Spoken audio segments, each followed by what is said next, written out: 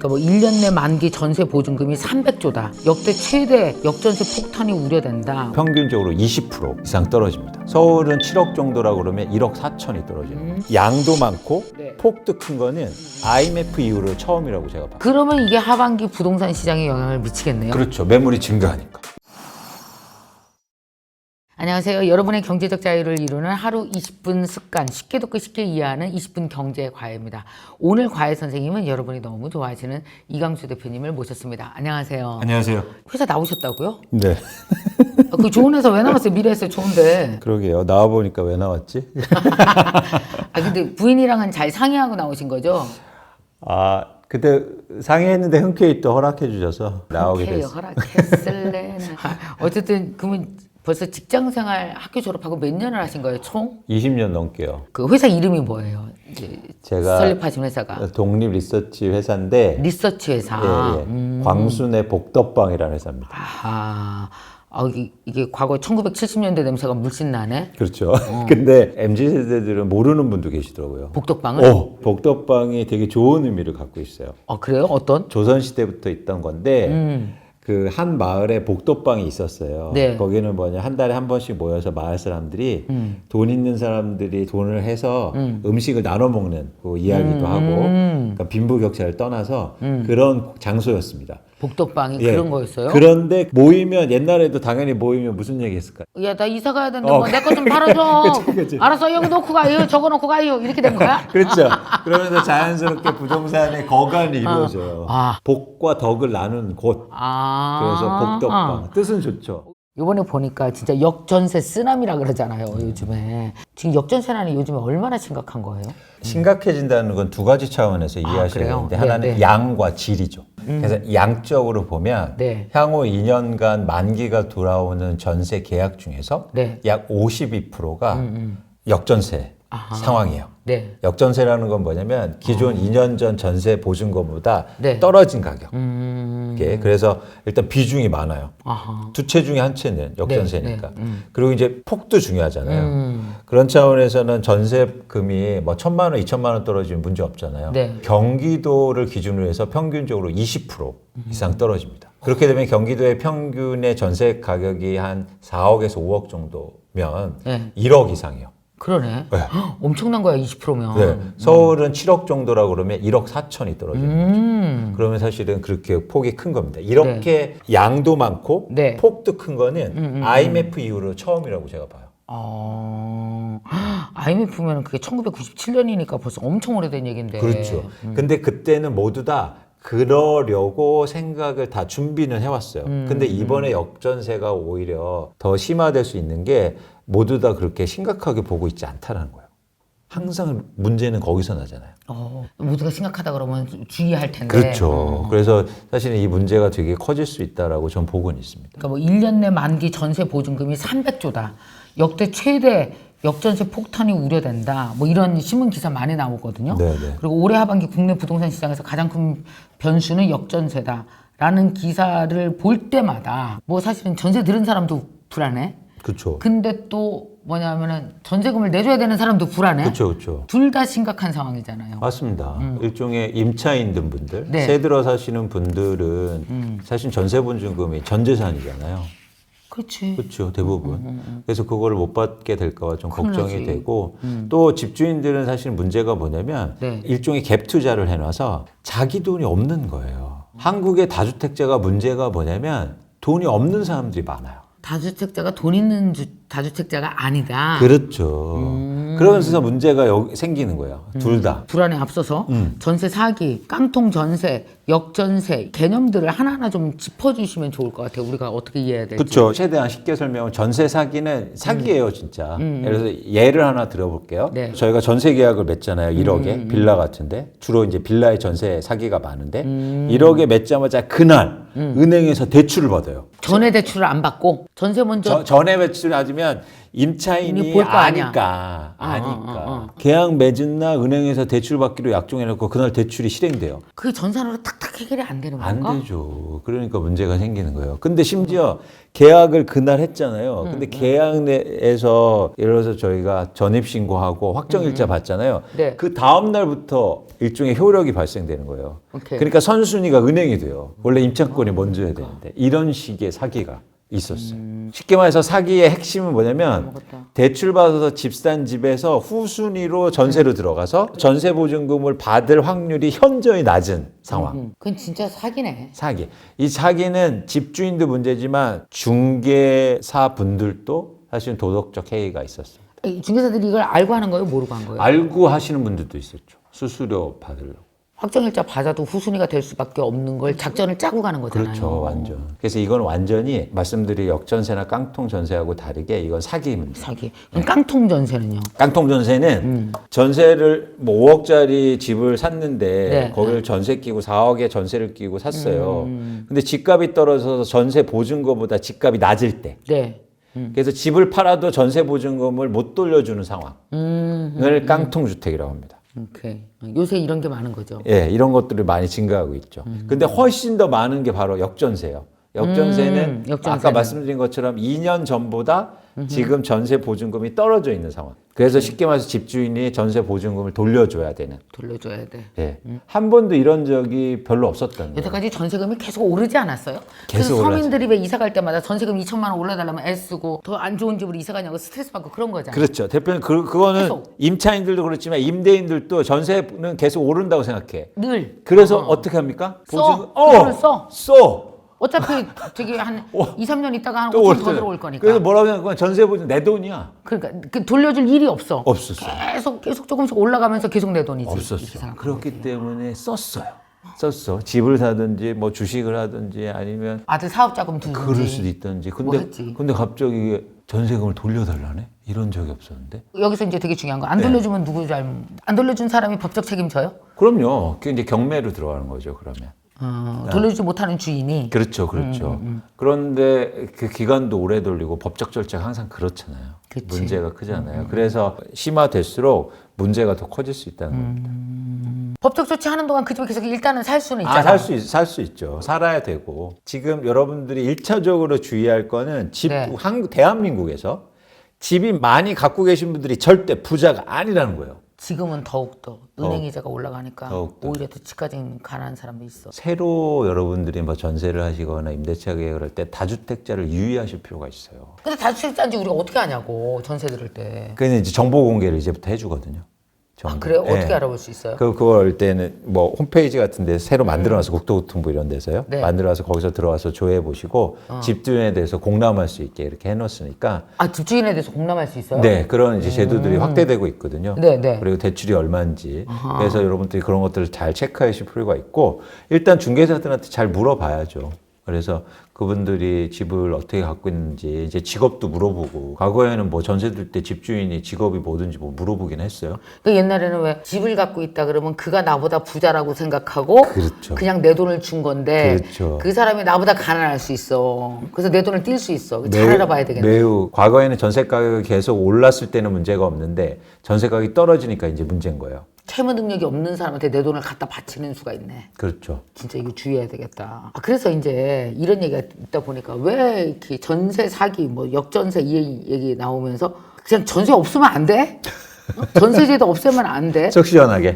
왜냐하면은 우리나라 전세가 1억도 아니고 진짜 많은데 뭐 7억, 8억, 9억 막 이렇게 이 어마어마한 돈을 개인끼리 집 하나를 놓고 거래하는 거잖아요. 지금 이게. 네, 30억도 있어요. 그러니까 엄청 위험하잖아요, 이게. 그러니까 차라리 전세제도를 폐지해야 된다는 목소리도 나오고 있대요. 이건 전세제도 자체 문제예요. 뭘까요? 사실은 전세는 제도가 아니에요. 과거부터 이루어진 어떤 사회적인 현상? 그러니까 그렇게 자연 발생적인 거예요. 그렇기 때문에 이건 없앨 수가 없어요. 제도라고 만들어 놨으면 없애죠. 근데 이거는 자연스럽게 만들어진 거예요. 왜 만들어졌냐면 말씀하신 것처럼 집 사는 입장에서는 은행에서 안 끄고 사적 대출을 일으켜서 집을 사기가 용이했단 말이에요. 근데 임차인은 왜 유리했느냐? 전세가? 예.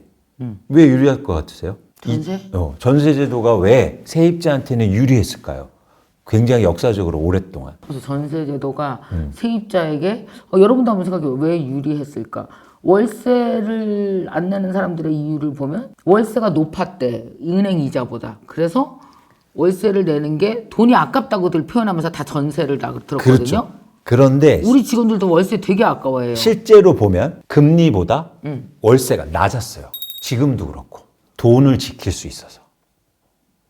뭔 말이야 그게?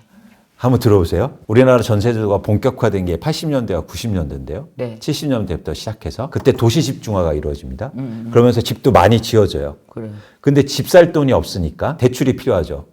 그런데 은행에서 돈을 안 꿔줘요. 그 사람도 신용이 없었거든. 미국에서는 그런 과정 속에서 모기지가 생겨요. 근데 한국은 그래서 모기지 시장이 안 생겼어요. 그래서 전세를 통해서 샀어요. 집주인, 임대인의 전세제도가 좋았단 말이에요. 그렇지. 근데 은행에서 못 보니까 사람한테 꾼 거 아니야. 근데 결국 전세로. 임차인을 보면 임차인은 전세가 돈을 지키기에 가장 좋은 제도였어요. 은행에다 주면 은행이 훔쳐가나? 은행이 망하기도 하고. 뭔 말이야 개인이 더 빨리 망하지. 아닙니다. 그때 당시에 은행이 문을 닫기도 하고 신용의 상태가 낮으니까 또 하나 흥미로운 사실은 뭐냐면 대부분 그때 생각해 보세요. 주변에서 와서 장사한다고 돈 꿔달래.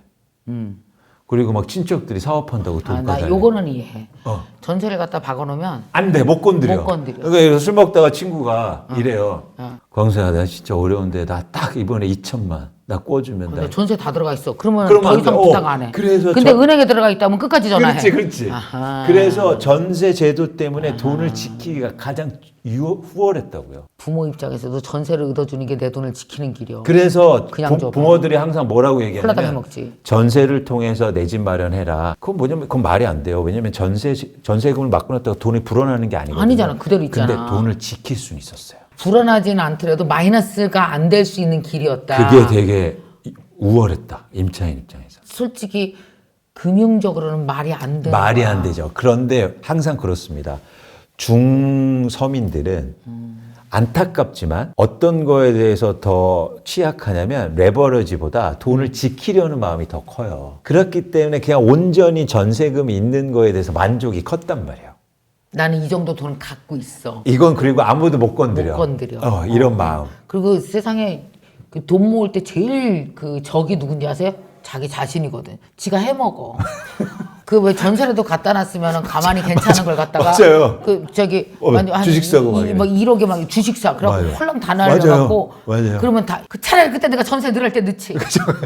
그래서 전세가 우리나라에서 돈을 지키기 위해서 가장 좋은 수단이 된 거예요. 근데 이제 문제가 생긴 거예요. 완전히 다른 이제 전세금도 못 지킬 수가 있다는 게 그래서 이게 큰 변화라는 거예요. 제가 볼 때. 이게 집값이 계속 오르면 아무 문제도 없어. 전세금이 계속 오르면 이게 떨어질 때가 문제인 거야. 지금. 네. 그래서 최근에 이 역전세 문제가 단순하게 변화가 아니라 우리나라 부동산 시장이나 자산 관리 시장이 큰 다른 변화를 일으킬 수 있다고 전 보는 거예요. 자산 관리 시장에는 어떤 변화? 아까처럼 전세를 통해서 돈을 못 지킨다고 하면 굳이 전세에 그렇게 큰 돈을 묶어놓을 필요가 필요가 없는 없겠지. 거죠. 그럼 이게 금융으로 가겠네. 그렇죠. 근데 이 경향이 우리나라 전 국민적으로 되게 큰 경향이죠. 전세를 좋아하는 경향이. 그럼요. 여태까지 주도해 그럼요. 오죠. 그리고 저희 그러니까 부모 세대가 항상 이렇게 말씀하시잖아요. 야, 전세해야 내 집 마련도 하는 거야. 맞아. 근데 그거는 이론적으로 맞지가 않아요. 전세 돈이 불어나지가 않는데 근데 어떻게 내 집 마련해? 지킬 수 있다는 거지. 그런데 이제는 심지어 그 소극적 태도도 안 된다는 거죠. 전세 가격이 떨어지면 전세금을 못 돌려받게 되는 거네. 그래서 진짜 요새 전세금을 못 돌려받고 계류돼 있는 사람들이 꽤 돼요. 엄청 이제 증가하고 이제 있죠. 증가한다며, 점점. 복잡하죠. 그러니까 이게 단순하게 뭐 큰 문제이기도 하지만 부동산 시장에 이게 자산 관리 전체의 문제로도 확대될 가능성이 전 있어 보입니다. 그럼 이제 어쨌든 이 전세가 못 받는 사람들도 은행이 5억에 대해서 담보를 가지고 사람들에게 그 집을 가진 사람들에게 권리를 갖고 경매를 할 수 있듯이 전세 5억을 넣은 사람도 은행과 똑같이 이 돈에 대한 권리를 갖고 그 집주인을 상대로 경매를 붙일 수 있어요? 그럼요. 우선 변제권이 있으니까. 있으니까. 네, 그걸 통해서 내 돈을 못 받았으니까 그걸 경매를 통해서 받아낼 수 있는 거죠. 그러면 그게 임차인이 알아서 경매를 진행해야 되는 거예요? 임차인이 이제는 법적 절차를 밟아야 되죠. 밟으면서 경매를 진행해야 된다? 그렇죠. 민사니까. 그래서 복잡한 거예요, 이게. 아우 직장 다니기도 힘들고 애 키우기도 힘든데 그걸 어떻게 신경을 쓰고 있어. 맞아요. 일일이 서류 보고. 그리고 요즘 심지어 이제 요즘 아우, 전화 안 받는 집주인들이 많아지고 있는데 그러니까 바쁜데 애 키우고 저기 우리 작가님도 지금 애 방금 태어나셨는데. 저러면 진짜 속상할 그러니까. 또 집주인들도 또 뭐 못된 사람 아니더라도 막 쩔쩔매면서 사정할 거 아니야. 나도 없다 막 이러면서. 집주인들이 그 임대료를 내주려고 대출을 받은 게 4조 가까이 됐대요. 맞아. 이 전세 대출금 반환 대출을 좀 이자를 싸게 해서 정부가 뭐 준다는 거예요, 좀? 좀 도와줄 거야? 그래서 이번에 이제는 이제 역전세 문제가 심각해지니까 네. 대책을 발표했어요. 그래서 어떻게요? 집주인들한테 쉽게 말해서 대출을 좀 더 확대해 주겠다. 그래서 보증금을 좀 돌려달게 해줘라. 이런 정책을 발표한 상황이죠. 집주인이 예를 들어서 5천만 원 연봉을 받고 있었다면 이 대책이 나오면서 한 1억 7,500만 원 정도 대출을 더 받을 수 있게 되는 거예요. 그래서 전세를 반환할 목적으로. 근데 반드시 그 돈이 전세 반환하는데 쓰여야 돼. 그리고 그 돈이 그래서 장치를 마련한 게 임차인 통장으로 들어가요. 아, 그래야지. 그래야지. 임대인으로 들어가면 또 딴 데 쓰잖아요. 맞아. 그래서 임차인 통장으로 들어가게 해주는 정책을 발표했어요. 그런데 문제는 내가 집주인인데 전세 보증금도 돌려줄 돈이 없어서 은행에서 대출 받아서 줬어? 그러면 그 집은 어떤 집이 되는 겁니까? 엄청 나쁘다는 낙인 효과가 생긴 거예요. 그렇지. 그러면 그 집에 누가 새로 들어가겠어요? 환장하겠네. 그러면 전세 가격이 또 떨어지는 거예요. 그렇지. 그래서 이건 미봉책이다. 방법이 없는 거예요. 그럼 집값이 오르는 수밖에 또. 그렇죠. 그래도 집값이 어떻게 오르냐고 갑자기. 그러니까 지금 집값이 이 상황에. 오르면 전세가격이 오르야 되는데 어떻게 올라요, 아니 지금? 근데 시장에서 해결될 수 있단 말이에요. 지금 어떻게? 팔아서 주면 되잖아. 안 팔리잖아. 가격을 낮추면 팔립니다. 가격을 낮춰서 팔기 싫으니까 버티는 거거든요. 그렇지. 그러니까 그 대출도 버티기 위해서 대출 받는 거지. 그렇죠. 그래서 돈이 없이 샀으면 돈이 없으면 그 자산을 팔아서 돌려줘야 되잖아요. 이게 시장이잖아요. 근데 정부가 정책으로 또 꿔줘서 또 막는다고 해봤자 일시적이다는 일시적이다. 거죠. 오히려 그거만 전세 가격이 더 하락한다니까요. 그 집에 누가 들어가겠어요. 이게 다 심리인데 사람들. 그렇죠. 그 다음에 이제 도장 찍었다고요. 그 집은 들어가면 위험해. 그렇지. 그렇게 된 집이지 아예. 다 등기 보면 나와 있거든. 나와 있지. 심지어 전세 반환 대출을 받은 사람. 안 들어가겠네. 그럼 집주인은 그 전세 반환 대출 하기 전에 파는 게 낫다. 그래서 최근에 털어야 매물이 증가하고 되겠네. 있어요. 이미 발빠른 사람들은 그래 파는 게 낫겠다. 그러면 이게 하반기 부동산 시장에 영향을 미치겠네요. 그렇죠. 매물이 증가하니까. 그러면은 살 사람은 줄어들고 매물이 증가하면 가격 하락폭이 있을 수 있다는 거죠.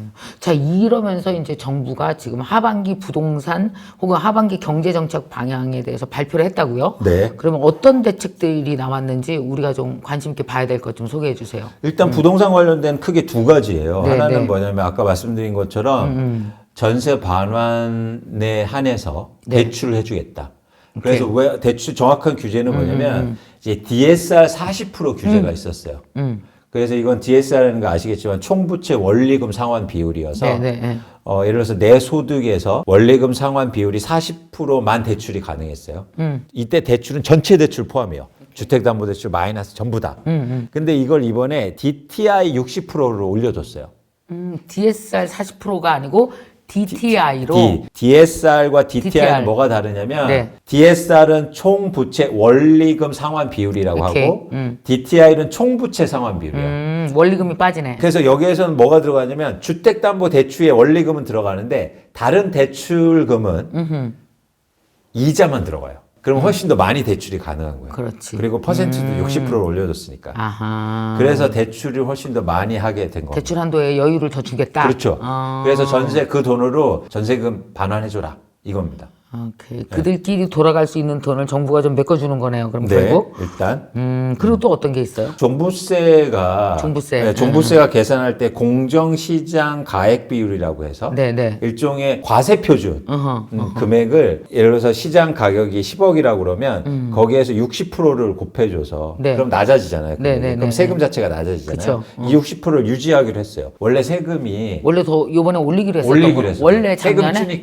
세금이 주니까 그 공정시약 비율을 올려주려고 그랬는데 그걸 그랬었어요. 유지하기로. 그래서 쉽게 말해서 종부세가 낮아집니다. 더 내지 않았나 네, 더 내지 거죠? 않는다. 원래는 더 낼 거였는데. 네. 근데 확실히 이거 역전세 문제에 대비해서 네. 이제 대출을 더해준다는 게 사실 핵심입니다. 문제 해결의 핵심은 아니라는 거죠. 그러니까 아까 말씀하신 것처럼 잠깐 미봉책이다. 예, 왜냐면 그 집을 더 심각하게 만들 수가 있고 시장의 불안 요인은 커지고. 그리고 지금 현재 뭐 가계부채 많다 그러는데 가계부채 더 늘리는 거잖아. 이거는 사실은. 사실 전세 보증금도 쉽게 말하면 가계부채 일종이거든요. 그렇죠. 예, 근데 전세 보증금은 그나마 낫던 게 무이자 부채였죠. 근데 유이자 부채로 전환되는 거잖아요. 그렇죠. 그러면 전체적인 경제 상황에도 문제가 생기는데 이러면 소비가 줄 겁니다. 그럴 수밖에 이자가 없죠. 더 내야 되니까. 더 내야 되니까. 네. 그런 상황에서 이게 결코 좋은 경제 정책은 아니지 않느냐. 경제로만 봤을 때. 집주인도 꽤 노력했겠죠.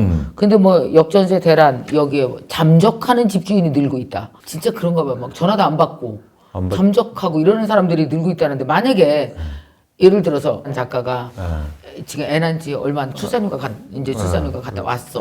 근데 남편 직장 다녀. 근데 전세 들었어. 근데 깐난쟁이잖아. 애. 이런 일 생겼어. 집주인 전화 안 받아. 그럼 어떻게 해야 돼요? 너 어떡할래? 그럼 집주인 전화 안 받으면? 일단 개인적으로는 내용 증명을 보내시고 그게 법적인 근거가 출발이거든요. 그것도 내용 증명도 변호사가 보내는 거 아니에요? 아 개인이 보낼 수 있어요. 공증 받아서. 아, 공증 받아서? 그래서 등기 우편으로 해서 네. 보내면 그건 어려운 과정 아니니까. 그래서 내가 뭐 이사 갈 계획이다. 알려줘야 됩니다. 알려주는 게 중요해요. 집주인한테 나의 그 의사를 정확하게 알려주는 알려준다. 게 일단 그게 법적인 절차의 가장 출발점이에요. 2달 전에 알려줘야 되나? 뭐 그런 거 있나? 아니요. 훨씬 더 지금 먼저 준비할 수 있도록. 아, 뭐 6개월 전이라도 내가 앞으로 6개월 후에 그럴 거라면 지금은 저는 더 빨리도 괜찮다. 예를 들어서 뭐 이사할 때좀 8개월, 10개월 남아도 전세 가격이 많이 떨어져 있다면 그러면 미리 알려주는 게 되게 중요하다. 그래서 저 1년 후에 이사할 겁니다. 네? 그 준비해 주셨으면 좋겠습니다. 이렇게 또 1년 후에 또 전세금 오르면 어떡해? 미리 얘기 안 했다가 그럼 철회? 근데 경제를 저희가 진짜. 부동산 시장을 분석하는 입장에서 그럴 확률은 매우 낮다. 그래? 전세 알았어요. 가격이 올라갈 확률은. 근데 일단 미리 좀 알려놔. 미리 알려줘요. 좀 미리 알려줄수록 좋다. 이렇게. 이게 가장 중요해요. 네. 그래서 내용 증명을 보내시고 그거 딱 받는 순간 이제는 내용 증명을 받으면 전화 받을 거예요. 그냥 막 카톡 보내면 안 받아. 근데 내용 증명으로 보내면 받아. 이제 받아. 그래서 이제 달라. 협상에 들어가는 거죠. 그래서 뭐 서로 얘기하고 그래서 뭐 애 엄마 그럼 뭐 도배 좀 해줄까? 도배 싫은데요? 그래서 서로 협상하는 거죠. 협상하는 거. 네, 그런 과정 속에서 나중에 예를 들어서 그게 더 그냥 심화되고 더 살아라. 뭐 이렇게 뭐 갖고. 그렇게 하고 예를 들어서 여월세로 뭐 살다거나 요즘 그런 세대도 있어요. 여월세. 뭐. 예. 그러니까 뭐냐면 전세금을 돌려주는 대신 그 전세금만큼의 이자를 받는 거예요. 임차인이. 임차인이? 네. 집주인한테 은행에 거꾸로네. 이제는 월세를 제가 받아. 만약 옛날에 3천만 원 올려주세요. 그러면 3천만 원어치 월세로 냈어요. 했는데 3천만 원이 5천만 원이 만약에 떨어졌어. 집값이. 그럼 5천만 원어치를 집주인이 월세로 주는 거야. 그렇죠. 그러니까 목돈을 주기 힘드니까 꿔준 셈 월세를. 치고 그런 것들도 많이 증가하고 있습니다. 꿔준 셈 치고. 그래서 이제는 어쨌든 둘이 완만한 협상이 중요하니까 너무 그렇지. 강대강으로는 하지 마시고 협상하면서 서로 접점을 찾으시려면 시간을 충분히 가져야 된다는 거죠. 오케이. 그런데 항상 그렇지만 이 접점을 찾으려면 채찍과 당근이 필요하지 않습니까? 그렇지. 그래서 채찍이라는 건 뭐냐면 이렇게 법적인 절차의 뉘앙스도 풍기면서 당근은 뭐냐면 우리가 이제 애도 어리고 바로 태어났으니까 이 집에 좀 살고 싶긴 하다. 대신? 근데 우리가 또 전세보증금 냈는데 전세보증금 중에서 지금 우리나라 전세보증 중에서 평균 35%가 대출로 이루어져 있어요. 그러니까 나도 대출금 내야 대출금 돼. 내야 된다. 그러면 저 사장님 돈 없으시면 저 대출 이자라도 다오. 그렇지. 근데 대출 이자가 7%다. 7%다. 그래서 7%씩 받을 수도 있고. 그렇지. 네, 그러면서 서로 이렇게 해결을 하시다. 이게 바로 시장이죠. 그렇게 하는 거지. 자기네끼리. 그런데 여기에 왜 정의는 안 되면 집을 팔든지. 왜 정부가 들어오냐는 거예요. 그렇게 이게 연착륙이라고요. 그 돈을 서로 꿔주면서. 강대강으로 하게 돼. 나 그럼 은행에 꿔서 줄게. 난 절대 못 줘. 이사 가려면 가려면 갈 때 그럼 내가 꿔줄게. 근데 나 애기 갓난아기하고 어디 또 이사 가요. 이제 강대강으로 부딪힌단 말이에요. 그래서 안타까운 거예요. 이 임대차 시장은 철저하게 시장에서 협상 서로가. 임차인과 임대인이 충분히 원만하게 해결할 수 있다. 그러려면 충분히 시간을 갖고 서로 이런 기회를 줘야 되는데 지금 그 기회를 정부가 끼어들어서 사실은 그래서 저는 더 불안한 거예요. 최근에 전세 사기 특별법 이게 시행이 됐잖아요. 그래서 이제 이 주요 내용이 피해자한테 주로 뭐 우선 매수권을 그렇죠. 부여를 한다. 그리고 최우선 변제금을 못 받는 분들한테 뭐 무이자 대출을 해준다. 이 특별법까지 나온 거잖아요. 지금 전세 맞습니다. 사기가 맞습니다. 정말 얼마나 난리였어요. 젊은 사람들 아깝게 또 그렇게 되고 이거 실효성이 있는 걸까요? 그러면 이건? 그러니까 실효성이라는 건 뭐냐면 피해자들이 원하는 걸 해줬을 때 실효성이잖아요. 피해자들이 원하는 건 예를 들어서 대출을 해줄게 그 집을 사. 아니면 대출 사기 싫으면 오래 거주해. 라는 게 아니고 내 전세 보증금을 온전히 지켜달라는 거였거든요. 근데 그런 대책이 아니었어요. 그런 측면에서는 피해자와 임차인 입장에서는 실효하지 않다라고 저는 생각하는 거죠. 그런데 여기에서는 또 공교롭게도 시장이 나와요. 예, 그러니까 뭐냐면 그걸 어떻게 피해 그렇게 봤는데 시장에서 해결해라. 그걸 정부가 껴들어서 그 임차 보증금을 줄 수 없다. 이렇게 나오는 거죠. 네. 그러니까 사실 임차인들이 피해를 입었을 때는 시장을 얘기하고 임대인들이 예를 들어서 얘기할 때는 지원해주고 뭐 이런 형국이 약간 돼서 좀 안타깝긴 한데 아하. 그런데 그렇게 볼 수도 있구나. 그런데 이제 정부에서 얘기하는 게 이제 범위의 문제죠. 그건 이제 소수고 뭐 이건 많으니까. 근데 모르겠습니다. 당위를 떠나서 어쨌든 저는 이제 시장을 분석하는 입장에서는 효과가 둘 다 없지 않느냐 생각하는 거죠. 자, 끝으로 이번에 이 역전세로 이렇게 소가리 앓고 있는 분들, 뭐 임차인이건 임대인이건 다 있을 것 같아요. 둘 다 고민이 있을 것 같아요. 우리가 누구나 이게 원하는 상황은 아니니까. 그렇습니다. 그럼 이제 조언을 해주신다면 양측에. 일단 임차인들은 분들한테 말씀드린 건 내가 계약 기간이 많이 남았어도 미리미리 얘기하고 네. 자기 계획을 그리고 임대인과 협상을 좀 해라. 그리고 임대인들도 임차인들하고 협상을 미리미리 진행하라. 그런데 협상할 때 가장 좋은 건 솔직한 거예요. 자기 상황을. 네, 네. 특히 임대인들이 솔직해. 나 돈 없다. 어떻게 하면 좋겠냐. 이렇게 하면 뭔가 얘기가 나올 수 있겠죠. 그쵸. 그래서 여러분들이 그 과정을 통해서 해결했으면 좋겠다. 이게 너무 세게 가면 실제로 양측이 다 피해가 가거든요. 맞아요. 그런 절차들이 있어요. 뭐 경매하고 뭐 법적 절차들이 다 있어요. 근데 제가 거기서 그렇게 하라고 말씀드리고는 쉽지 않아요. 그건 뭐냐면 더 힘들기 때문에. 오케이. 그래서 대신 시간을 이렇게 갖고 임차인과 임대인들이 만나서 네. 그리고 실제적으로 이 안에서 해결을 했으면 좋겠다. 해결 방법은 분명히 있다. 예를 들어서 집이 진짜 없다면 그러면 임차인이 이러는 거예요. 과거에는 이랬어요. 어떻게 하냐면 돈이 없다 그러면 애기 엄마 그러면 내가 집 싸게 줄게 사.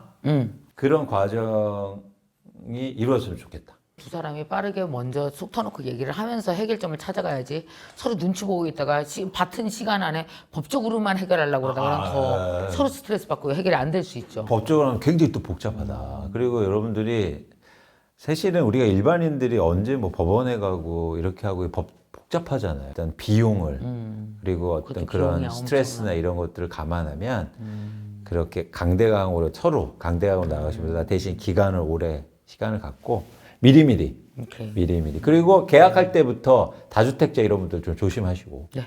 닥친 상황이고 이게 뭐 1, 2개월 내에 끝나는 게 아니고 앞으로 우리가 이제 올해 말 내년까지 계속 이거 상황이 간다 그러면 언젠가 돌아올 거 아니에요. 전세들이 다 돌아오니까 미리미리 공부하시고 미리미리 대책 세우시고 대화도 한번 하셔서 그렇습니다. 좋은 해결법을 여러분들이 잘 찾아 나가셨으면 좋겠습니다.